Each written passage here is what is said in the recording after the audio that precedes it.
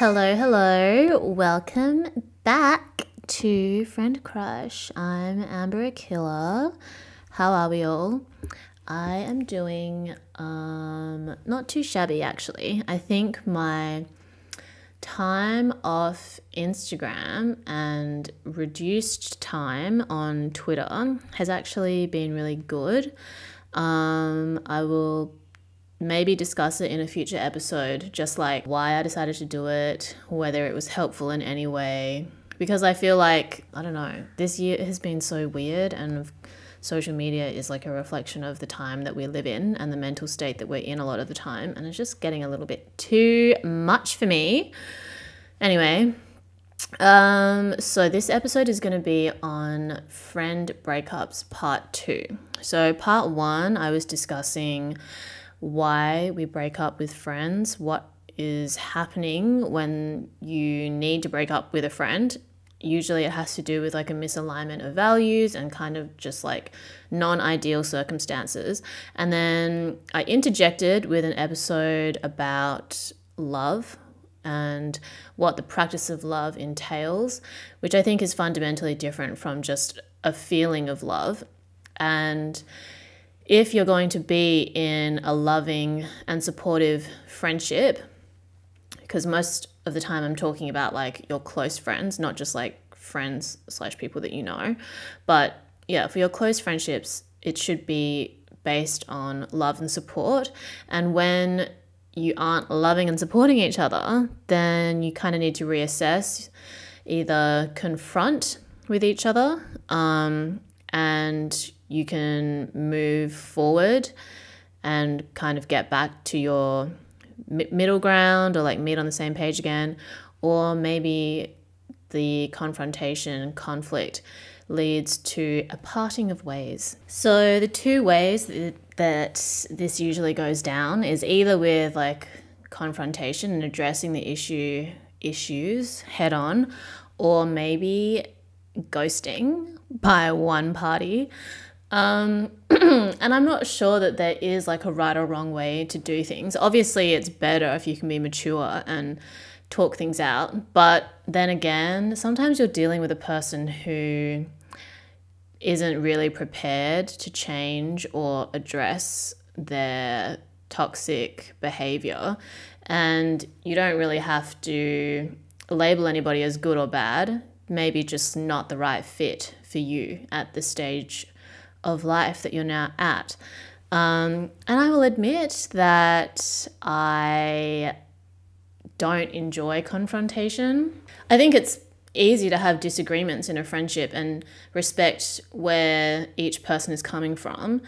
But when I get to a place where confrontation needs to occur, that usually means that I've tried to manage it in a more covert way, and what I've been putting down hasn't been picked up, and whatever we need to communicate with each other just isn't happening.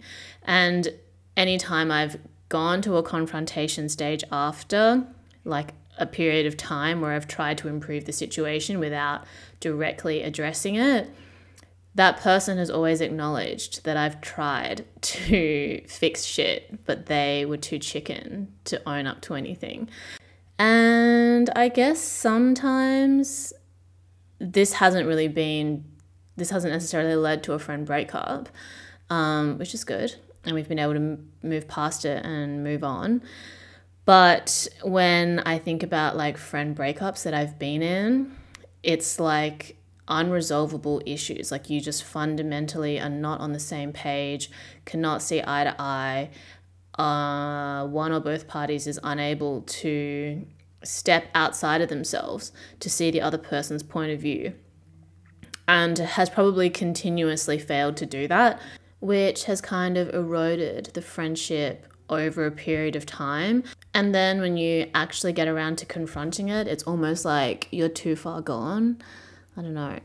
Friendship breakups are so hard, but yeah, they are kind of inevitable in life, you know, as they say. People are in your life for a reason, for a season, and as painful as it can be, there's always light at the end of the tunnel. Everything can be a teachable moment as long as you see it that way, whatever that saying that Nelson Mandela said. So as I've gotten older and after being in a number of not so healthy friendships in my early 20s, I have a very low tolerance for bullshit, and I really don't appreciate having my time wasted. But I also feel guilty when I'm not able to help somebody when they say they want help, or be there for somebody who I care about, even if they actually aren't there for me.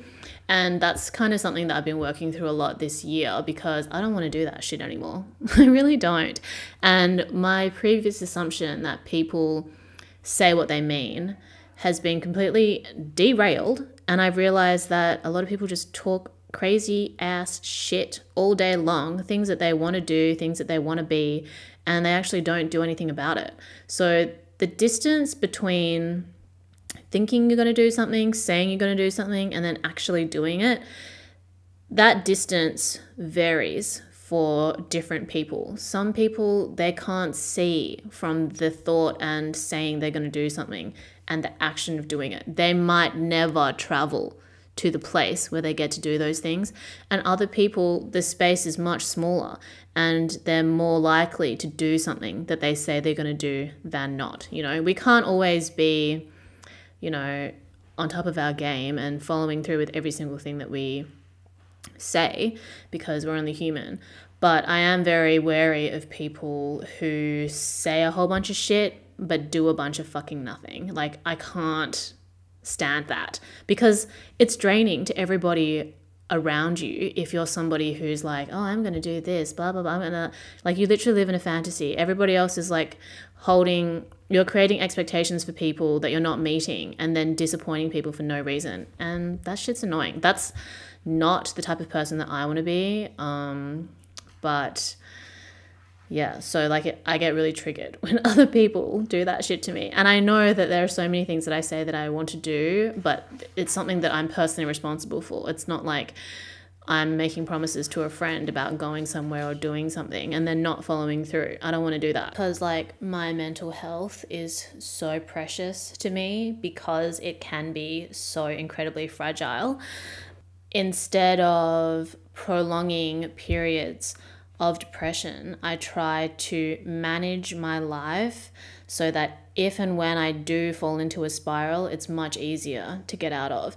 And I have just come to accept that my subconscious is like a drama queen and will pull at my conscious self anytime I'm doing something that is not in line with the life that I want to live or the person that I want to be. When I think back on periods of my life where I've been super depressed, it's always because I'm in a situation that is not really fulfilling me in the way that I need to be at the time. And being able to just become aware of that and either accept it if I can't do anything about it, or take actionable steps to better my situation, has been kind of the process of me going through that. And then when I think about the unhealthy friendships that I've been in, it's been at the tail end of those friendships that I've been really unhappy, because I'm struggling with creating distance between me and somebody who is no longer a source of support or positivity in my life, and also knowing that it's not necessarily resolvable even if I try to confront it, or then confronting it and not being able to have the most desirable outcome, I guess. I mean, I always hope for the best, and I want to be able to let go of any assumptions or expectations from another person by letting go of anything that I'm holding on to or expecting from them. But just because one person can do that doesn't mean the other person can either. So I think when you see someone's true colors, you should take that as data and move forward accordingly. Because I think when you care about someone, like you can care about somebody and not be compatible.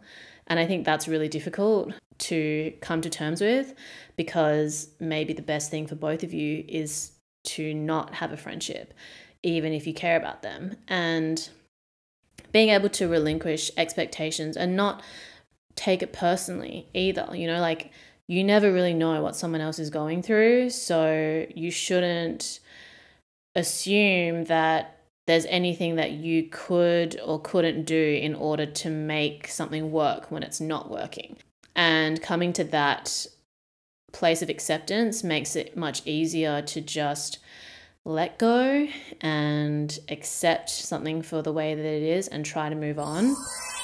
When it comes to confronting, so in the book that I was discussing in the last episode, The Road Less Traveled by M. Scott Peck, which I'll probably refer to a lot, but it talks about how it takes courage to confront somebody that you love on an issue which you believe can help each other or the relationship grow.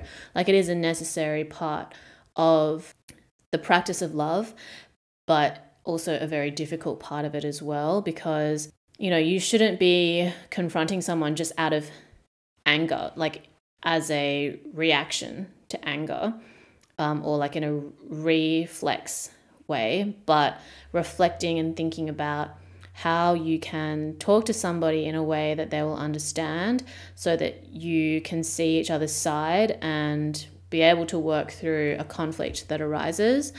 So I think when you're able to do this and work through something together, it is possible to avoid a friend breakup. Like, sometimes we can completely spiral without communicating with someone what might need to change or what might be causing us pain, and we assume the other person doesn't understand. And then when you reach a conflict, you realize that this miscommunication is more of the issue than the issue itself. So in those situations, I think it is good to be able to confront something head on. But then in other situations, I think just like a slow distancing is necessary. I don't know. I guess if I could go back when I've kind of like just incrementally distanced myself from somebody instead of confronting like the possibility of a friend breakup head on, maybe I could have said something to them, but I feel like the outcome would have been the same, or the direction of the conversation would have been the same, which is almost always them taking it incredibly personally and not having any regard for how I might be feeling or what I might be going through, which then shows that the friendship is not really that deep for them, you know. They want to say that it's deep, but in practice, the friendship is only as deep as they go, only as nuanced as they are, without any consideration for the parts of my life that they maybe don't understand. So yeah, I've tried to like slowly distance myself from people before, and then it's come to a confrontation, and it's always really awkward. Yeah, that shit sucks. And I don't know. I think you just have to take deep breaths. And I really don't think it's necessary to tell people why you don't like them or what the ways that they could change to be like a better person for you. You know what I mean? Like, you want to be able to accept people for who they are. That's a part of the practice of love. And if you need somebody to change in order to fit into your life, then I don't think that's really like a healthy foundation for a friendship. Like, a healthy friendship or relationship would be being able to accept someone for who they are, and whichever direction they decide to change in, you know, whatever is true to them is the person that you want them to be able to be. You know, you'll be there to help redirect them anytime they feel lost, but you won't say that they need to go against who they are in order to be in your life. And if you get to a point where that's how you feel, then you just need to distance yourself from that person instead of asking why they can't change.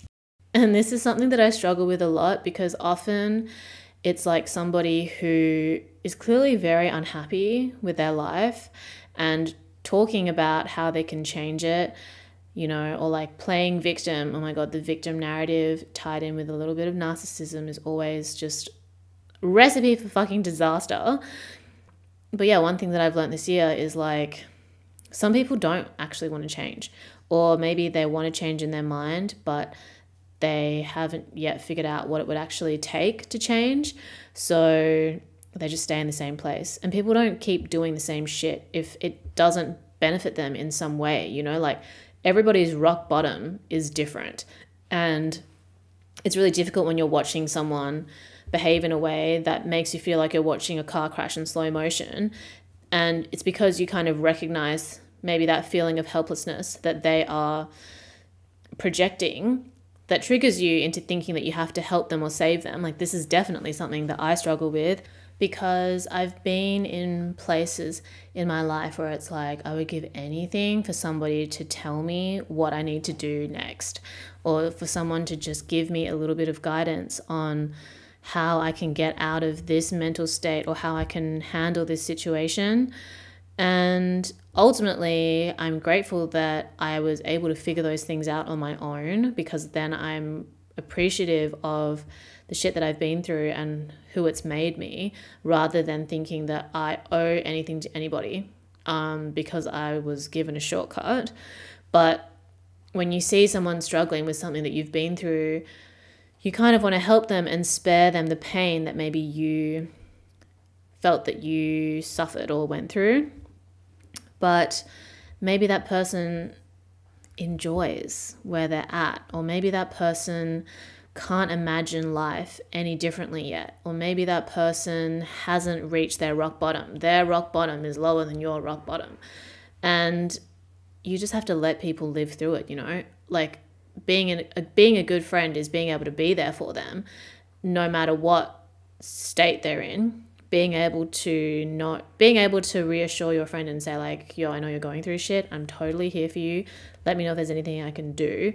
But without like literally trying to step into their brain and control their life for them. Like, then you're also contributing a level of toxicity to the friendship as well, if you're trying to control them in order to fit whatever image or fit whatever role you've cast them in. So it goes both ways, you know? And I think it's really important to ask yourself, if you're in a situation where you feel like you're about to go through a friend breakup, if you're hesitating, asking yourself why you keep holding on to a situation that is toxic or not bringing you any joy. Because sometimes it can be that you subconsciously have attached to this person because you feel like they owe you something, or you think that they can give you access. A lot of the times people stay friends for clout. That shit's whack. I've met so many people that appear to be friends on the surface, but when you speak to them individually, they're either not as close as people think they are, or they perform to be, or they don't even like each other. And it's just like all for show. So really, what else? What are other reasons that you could stay friends with someone? I don't know. Maybe, yeah, I think a lot of the times, especially in your 20s, it has to do with access, or like the feeling of being associated with somebody and what that would mean for you. Like, one concept I've been thinking about is when you as a person of color are somebody else's get out of racism free card. And I've experienced this before, where it's like somebody is clearly being friends with me because I am a person of color, so I'm like a token to them. And also, when I was younger, I was probably much more outspoken than I am now. And Me being outspoken means that they're outspoken by association. So they can't be problematic if they're friends with me because I'm so against problematic people. And when I can't appease that part of them, if I point out like, oh, you know, this thing that you said, it's maybe a little bit more nuanced than that, I would suggest that you look into XYZ in order to not be ABC, and then that person's personally attacked, and I'm discarded. I think I mentioned this in a previous episode. But yeah, it could be get out of racism free, get out of homophobia free, get out of misogyny free card. Like when you're friends with a dude and you're like that person that they say that they're friends with in order to not appear like they hate women. But I don't know. I feel like a lot of men have deep-seated internalized misogyny that may not ever be addressed because there's really like very little reason for men to dig that deep and ask themselves why they don't respect women. That's a different topic for a different day. But I am grateful for the men that I know that have integrated their feminine side with their masculine side and are able to own themselves as a complete person instead of the performance of masculinity for, I don't know, the illusion of society and its approval. It is very difficult for me to confront a person and be like, yo, whatever you just did not fly with me, or whatever you just did really hurt my fucking feelings. I haven't been in many of those situations in the last few years, like in the way that I was like years before that. So yeah, I wouldn't say that there's been like life-altering situations. It's kind of just like, oh, well, I knew this was coming. I just lived in denial about it, you know? Like you just kind of, the slow drip where you let someone, you don't want to hurt someone's feelings, or you don't know how someone's going to respond if you stop responding, so you keep responding, but every time you do respond, you feel like shit, or you just feel depleted after, and then it kind of, something happens and it comes to a head. And then you have to talk it out, and then you try to talk it out, but you can't talk it out, and then you break up. So then after the breakup, can you make up with a friend after a friend breakup? I mean, I don't think this is impossible because I had a bunch of submissions say that they have made up after a friend breakup. And the reason why it's possible almost always has to do with maturity. If you're going to be like making up and actually rebuilding a healthy friendship, usually it's because both of you have matured in some way and are able to appreciate each other in a way that maybe you weren't able to when you were younger, which I think is really beautiful. If you haven't matured, then maybe you're just getting back together because you're both desperate and you haven't changed and you kind of enjoy the toxicity. Also fine. I think you just need to own it. But for me, I don't think I've broken up with a friend that I would have considered close at the time, and been able to make up and achieve either that level of closeness or closer. And I don't really know what the reason is. I think most of the time for me, it's because the other person hasn't really changed that much. And I think that's fine. They have their own life and I have mine, because I've gone through like a lot of change, like circumstantially and personally in the last few years. So it's very difficult for me to meet somebody at the place that I left them. You know, you need to meet in a completely new place emotionally. And I haven't really had that yet. And I also haven't broken up with any friends that I miss enough to want to get back together with, because like we broke up for a reason, and it's not about them, as I said before, being a good or a bad person. It's just like we're really just not that compatible, and that's okay. And we just keep it moving accordingly. Like no hard feelings, but everybody lives in their own version of reality, you know? And I think a lot of people will project like, oh, well, you can't talk to that person because XYZ, or everything's so awkward because blah, blah, blah. And for me, I try not to think that way, because I would never give somebody that kind of power over me and what I do. You know, like if you have a friend break up with someone that's in like a similar circle to you, I don't think it's necessary to hold on to bad feelings or anything. But also, you don't need to go out of your way to reach out to them either. But if you're in the same place, you can still be civil. Except when the betrayal is like, I haven't been so badly betrayed that I need to take drastic measures. And touch wood, I hope I don't come to that place either. But yeah, did this make any sense? I feel like I'm really all over the place, but that's just how my brain works. Let me have a look at some submissions. So yeah, when I've asked people, would you be open to being friends again? Here are some answers that I've gotten. I mean, I think about this person a lot, but I would need to see active change in her. At this point, I think we grew apart too much. It's been years and years. I wouldn't want to waste time. If they valued my opinion as I do theirs. 2 years later, I saw her in the club. She laid her head in my lap. BFF ever since. That's really cute. I've forgiven them for choosing popularity over friendship, but I would never trust them again. This situation was this person called out their friend for making out with someone new after stringing along another guy. And the conflict was, one night they were out with their friend group at a house party and they got really drunk and it had to be said. So they confronted them in front of a few other people and it escalated. They halted a 4-year friendship over boy drama, and the last interaction was them apologizing and trying to clear the air that it wasn't out of malice. Then 2 years pass and suddenly the other person reaches out, thanks them for being messy, and they finally ease back into a wholesome friendship and she becomes like a sister. That's really cute. And what they learned was that at 18 they were both reckless, but at 24 they're better communicators, and the whole ordeal brought them closer together as adults. It's really beautiful. So this one person says, yes, they were in a toxic friendship and they were being gaslit on many levels.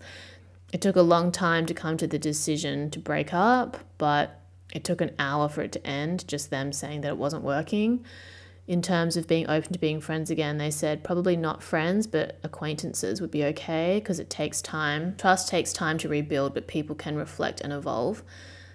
Yeah, it takes time for people to change too. Like, as somebody who is really spending a lot of their energy into trying to become like a better version of myself, I didn't realize how much energy it actually takes out of me to do that. And I'm not even really like that good at it, I would say. It's just something that I really want to be able to do because I have felt so stuck when I was younger, and it's important for me to feel like I'm taking a step each day, whether it's forward or backward, it doesn't matter, just as long as it's a fucking step, forward, sideways, whatever.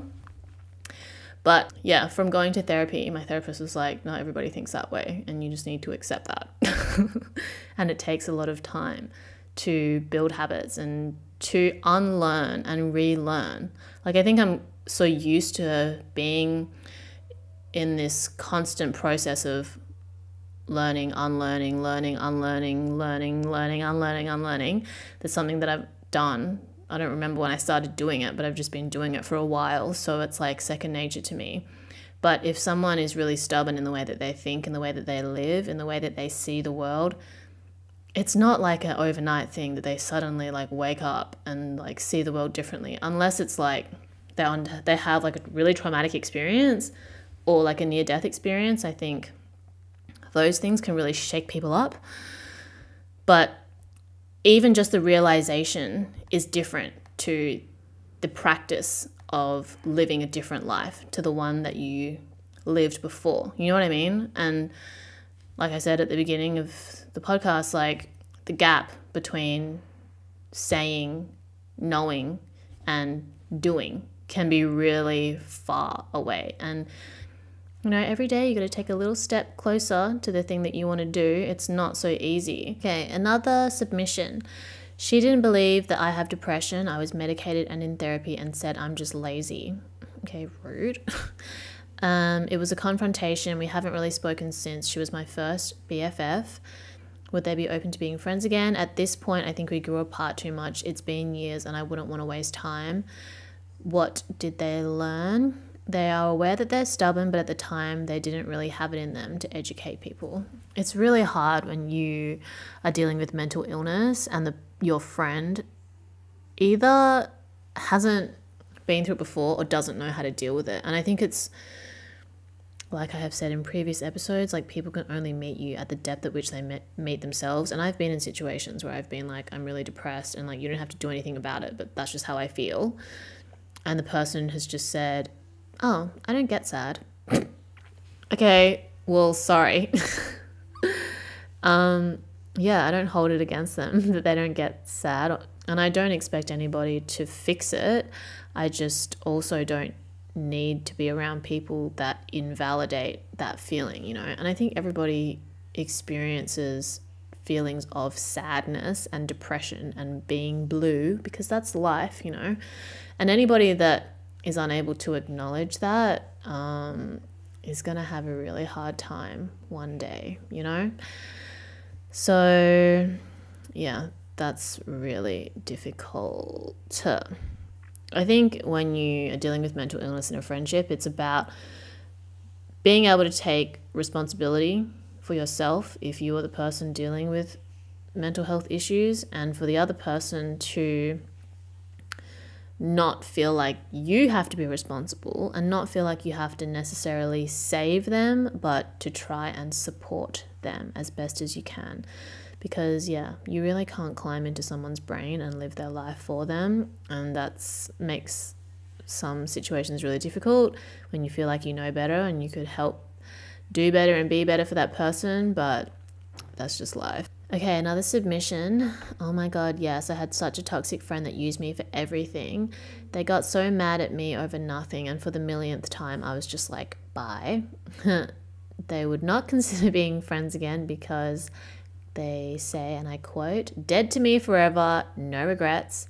What did they learn? Not everyone deserves your empathy and time, and just because you pity them doesn't mean you have to feel like you owe them anything. That's on period. Okay, another submission. She was a narcissist and used my close friends, and then I moved on. I don't mind though. Live and let live. Would you be friends again? I would rather not, but I wish her well. So what did they learn? Well, they weren't having it, and they've now moved on to friends that love them. Love that.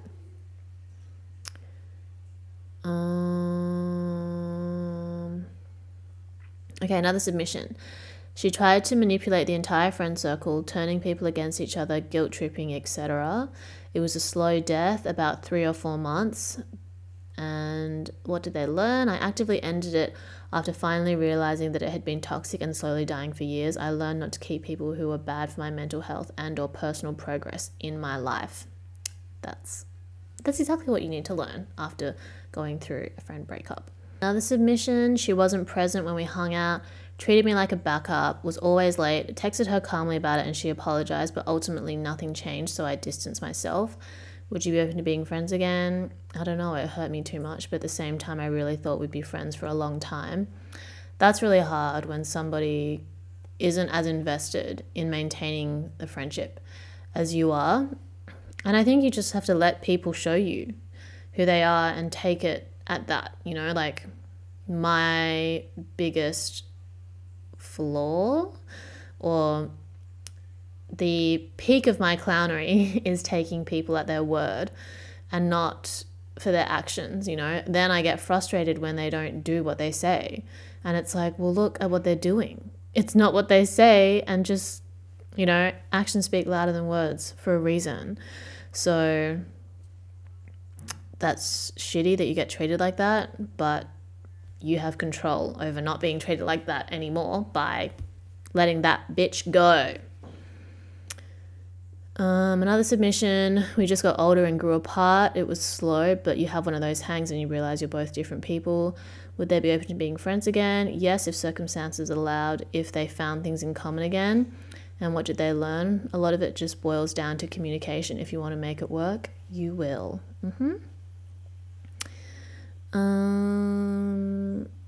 Yeah. Another submission is, I've been in a toxic friendship. I realized I can't help someone who doesn't want to be helped. It was a slow death. Took a year for me to say upfront we can't be friends and good luck with life. Would you be friends again? I don't want things to be weird if we ever run into each other, but we won't be friends again. What did you learn? I hate confrontation. I hesitated for a really long time to speak the truth. Another submission, yes, I had a friend break up with my 2 high school best friends. I realized I wasn't being me, so I ended it. I'd say it was more of a slow death since we were still in the same class, so it was hard to interact. Would you be open to being friends again? A part of me still misses them, but a bigger part of me knows that I made the right choice. Yeah, I think that's always really tough when you realize you don't feel like you're able to be yourself around your close friends. I think that's what your close friends are for, to kind of be the safe place that you can go to after you've had to deal with the outside world, because we all kind of have to wear like different personas when dealing with work and family life, whatever. But like your close friends or your close family, your people, that's when you should be able to be your authentic self the most, because you do have to make compromises when it comes to working or dealing with people that you don't know that well. But for the people that do really know your soul, they should know it and respect it and support it and nurture it, not, ridicule it or make fun of you or demand that you change in order to fit into whatever role they've cast you in. So I think that was always really hard for me when I was growing up in Perth, is that I rarely saw people break up with their friends. Even in really toxic situations, it's like this whole frenemy thing was so common. And people just hate each other behind each other's backs, but like play friends, perform friendship. I think it subconsciously made it seem impossible to not be friends with someone that I didn't like, because all the circles were so small, and if you cut off one person, you kind of cut yourself off from like the rest of society. Or so it felt at the time. But as I've gotten older, I give way fewer fucks, and it's more important for me to feel at peace in my mind and in my life than like I'm constantly fighting with someone whose team I should be on. You know what I mean? Okay, another submission. I used to have heaps of toxic friends because I would always stand up to my friends if they treated me badly. Would you be open to being friends again? Maybe, but I think it's ruined. What was your contribution? What did you learn? I've since learned to deal with my feelings quietly and just distance myself instead.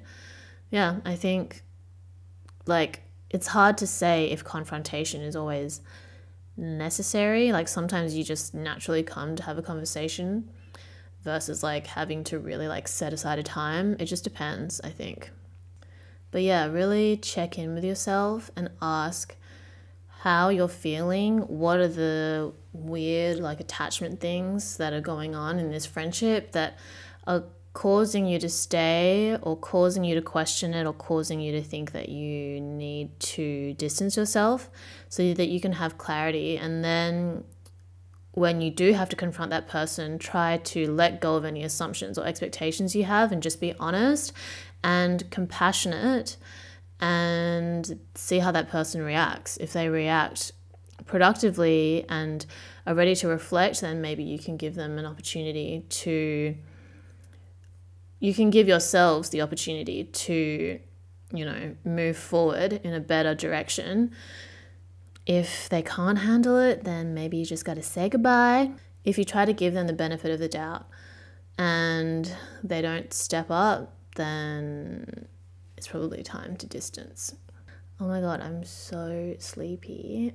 I hope that this helped you in some way or made you feel less alone. I think it's so hard, like when you're going through a friendship breakup, because I don't think people talk about it enough. Like, to me, friendship is so important, more so than romantic relationships, because I don't know, I'm not somebody that prioritizes romantic relationships, and there is so much information out there on how to deal with romance, but not that much on how to deal with friends. And your friends can be with you for longer than any romantic relationship, you know, like I've had been friends with someone for like 4 years and had to break up with them, and I hadn't even been in a romantic relationship for that long in order to even know how to deal with a breakup in general, let alone one with a friend. At the time, it felt very isolating because I hadn't seen anybody else have to break up with somebody. They just tolerated toxic behavior. But you shouldn't have to tolerate toxic behavior in any friendship or relationship in your life. You know, like it's important that we take control of the life that we live. You can't control someone else's behavior, but you can control how you manage and respond to it. And that's something that I'm constantly trying to explore and improve on. And I think I've been really lucky this year that even with this fucked up time off, I've been able to reflect and try to draw more like mental and emotional boundaries so that I can protect my energy, you know? Anyway, thank you for listening, and I'll speak to you soon. Hit me up on Instagram at friend.crush. I will be back on Instagram soon. And yeah, stay hydrated and tell your friends you love them and go be a better person. Talk later. Bye.